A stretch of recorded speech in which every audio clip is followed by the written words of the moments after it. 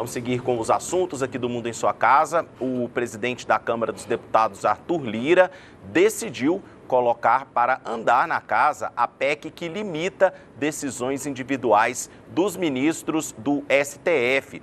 Trata-se de uma resposta à decisão da maioria dos ministros do Supremo Tribunal Federal de suspender o pagamento das emendas impositivas, nas quais estão incluídas as chamadas emendas PIX. A PEC foi aprovada pelo Senado em novembro de 2023 e, desde então, estava parada na mesa diretora da Câmara. Lira finalmente despachou a proposta para a Comissão de Constituição e Justiça, a CCJ.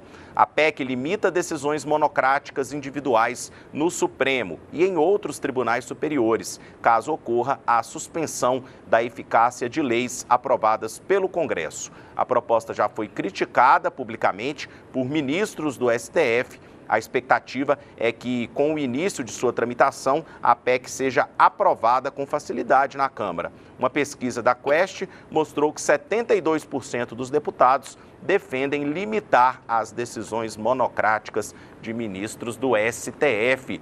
Guia Zambuja, a guerra, a briga entre judiciário e legislativo continua. É um toma lá da cá isso aí, Gui?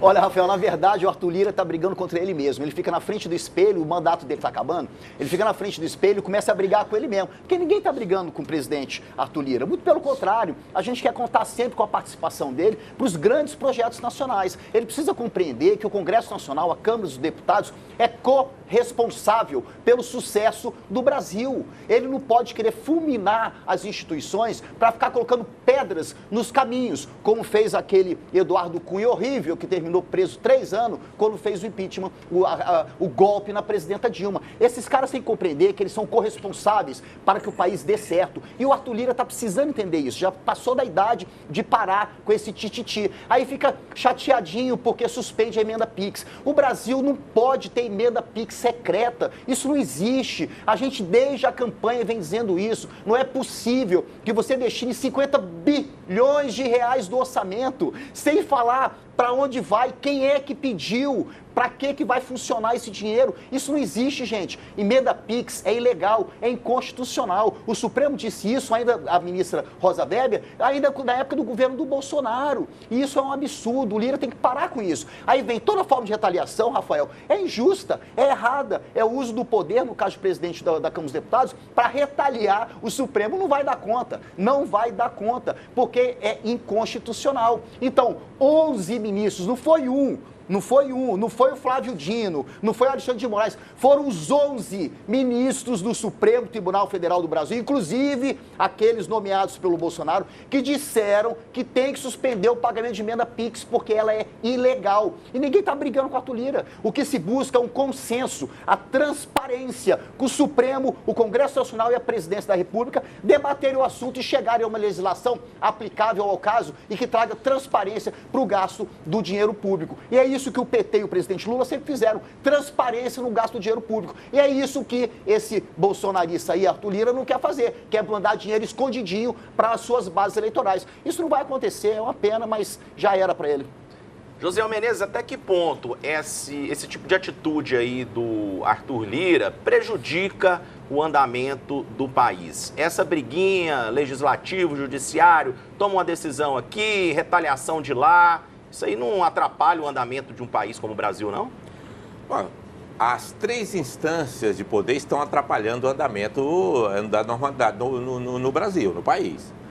A questão do STF, das decisões monocráticas dos ministros, isso é praticamente um absurdo, porque tem decisões complicadas que acabam se tomando ali e apenas com a canetada de um ministro sem colocar em plenário. Isso aí atrapalha a questão da normalidade jurídica no país. Todo mundo sabe disso.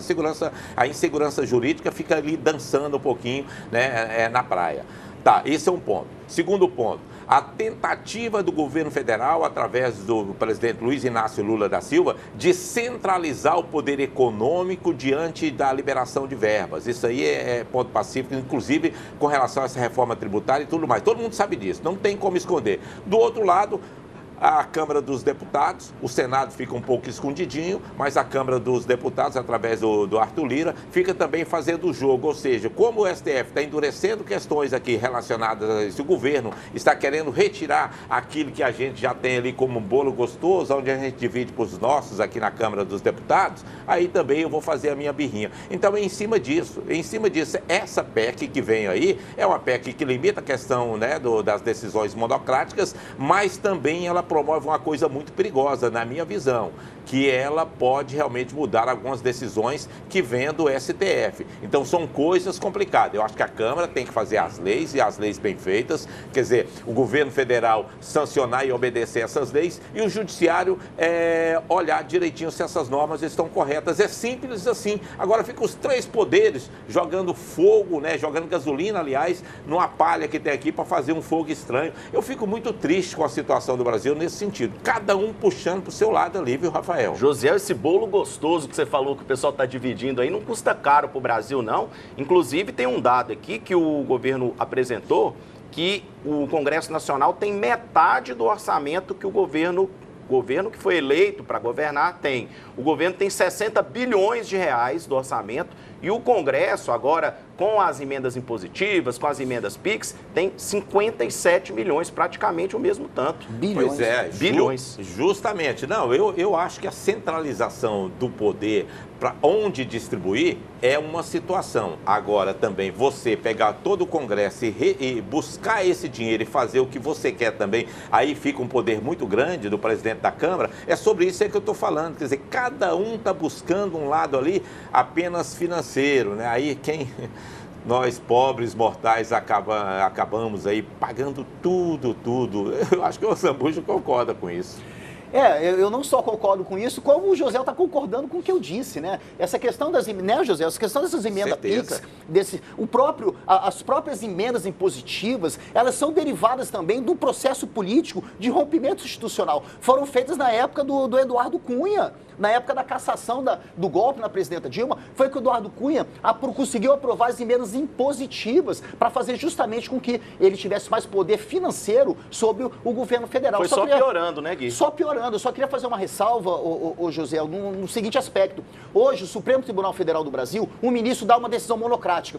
De ofício, imediatamente essa decisão é colocada em plenário virtual, José. Imediatamente. É levada para plenário virtual. Tanto que você viu que 3 dias depois que o Flávio Dino deu a decisão monocrática, foi levada para plenário virtual e os 11 ministros do Supremo aprovaram a decisão monocrática dele. Portanto, não há aí um jogo do Supremo. Há sim um cumprimento do regimento interno, que é tido como lei, aprovado pelo Senado da República. O regimento interno do Supremo é considerado uma lei federal, aprovado pelo Senado da República, e é cumprida sim. A decisão monocrática é levada para o plenário. Agora, emenda PIX, bem disse aí, 57 bilhões de reais deputados e senadores mandam sem transparência. E 60 bilhões do governo federal, isso não tem lógica. O presidente Lula, qualquer presidente, é eleito para executar o orçamento. E é assim é que deve ser.